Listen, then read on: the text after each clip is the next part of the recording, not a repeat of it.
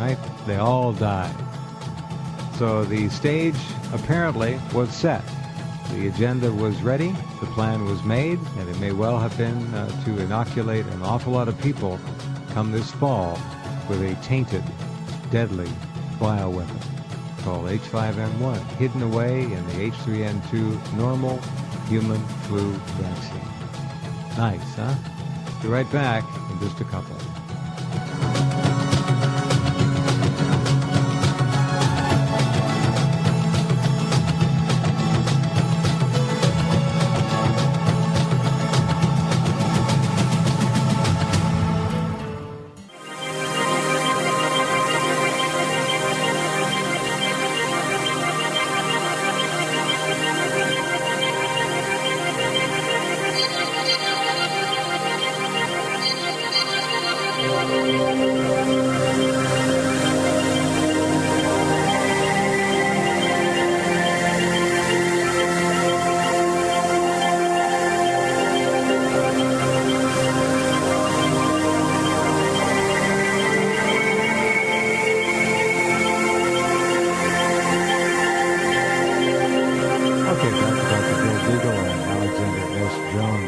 Baxter International, almost 50,000 employees worldwide. They're located in Deerfield, Illinois, and, well, it's the same womb that produced Barkey and Rahm Emanuel and all the other great guys and gals who've come to Washington, D.C.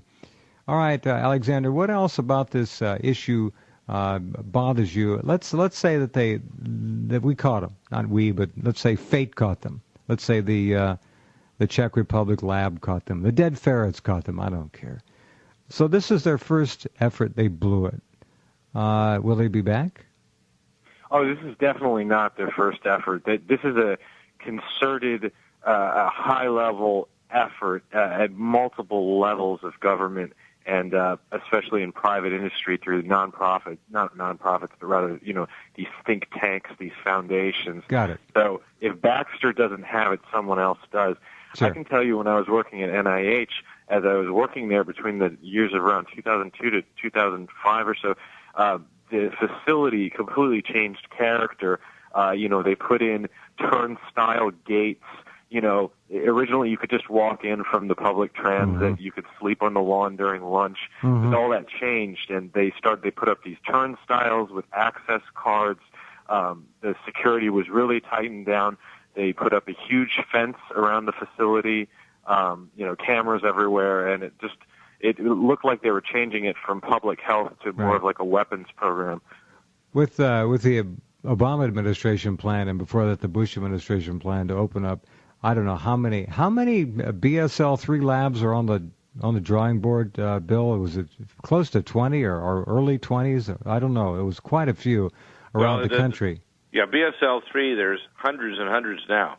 BSL-4, they multiplied them many times, and what's happened is that the object was to open up the ability to make vaccines, including vaccines against potential bioweapons. Well, that's how they hide it all. They to any comer. You didn't even have to be a vaccine company before you could be making lollipops, and all of a sudden you had a license from the government to print money. Mm-hmm. And by the way, at the same time they passed April 1st, 2005, by executive order, the baby Bush emperor passed the executive order that you couldn't sue if either an adult or a child died. I remember. From a providential vaccine side effect of death or dismemberment or any other horrifying complication. Well, there was an effort to open it, and I'm thinking 18 to 20 new BSL-4 labs around the country. Yeah, it's around that. But the thing is that many of these BSL-3 are handling weapons that only BSL-4 would have handled. Of course. And they're doing very sloppy jobs. Exactly.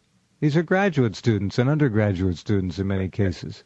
Yeah, and there's no real security. These are in places like when they had Katrina, they had a chain link lock. That's right. On a fence outside of a facility. I remember that. They had 3 major bioweapons inside with no guards even posted inside the building. Even one bolt cutter and you're right in and you're right out. That's if you know what you're looking for, a disaffected employee or whatever. By the way, the biotest company in the Czech Republic, 13 workers were exposed to the vaccine.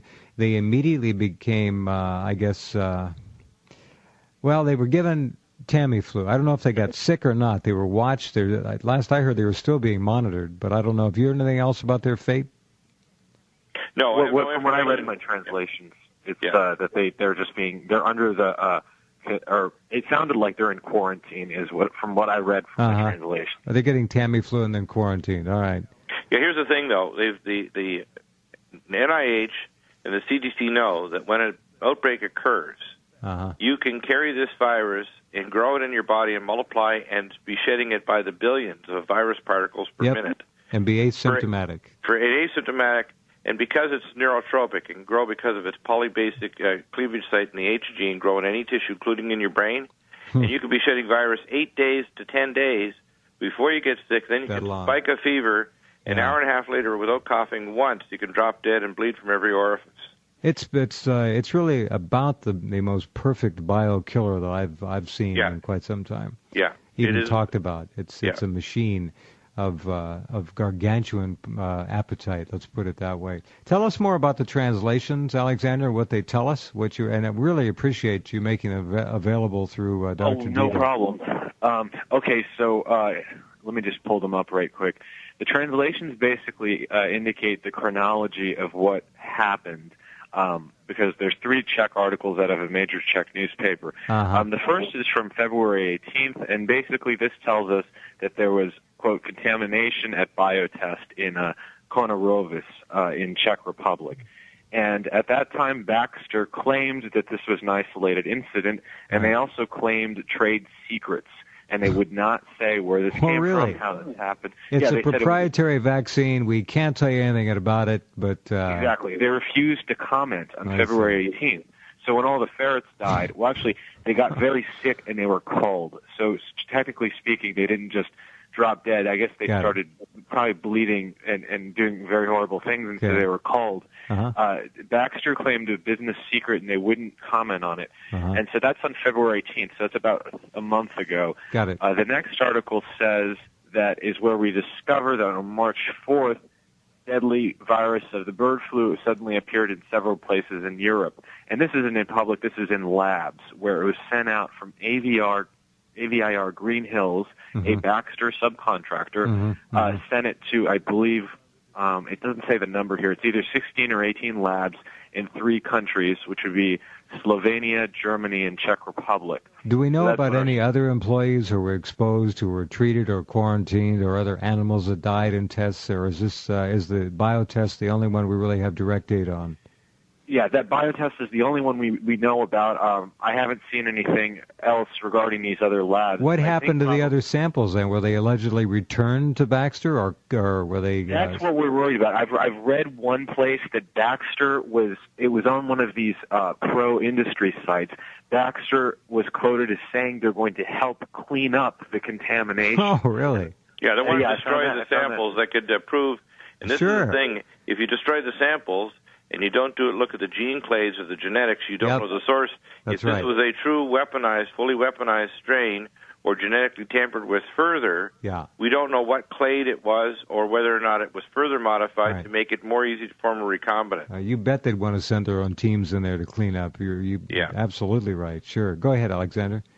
Well, I think the key now is exactly what you're saying, is to preserve these samples, because if any one person, even a local authority, manages to preserve some of these samples, they can run PCR, which is basically like sequencing it, and then you can do almost a Google search on the virus and find out what it's related to.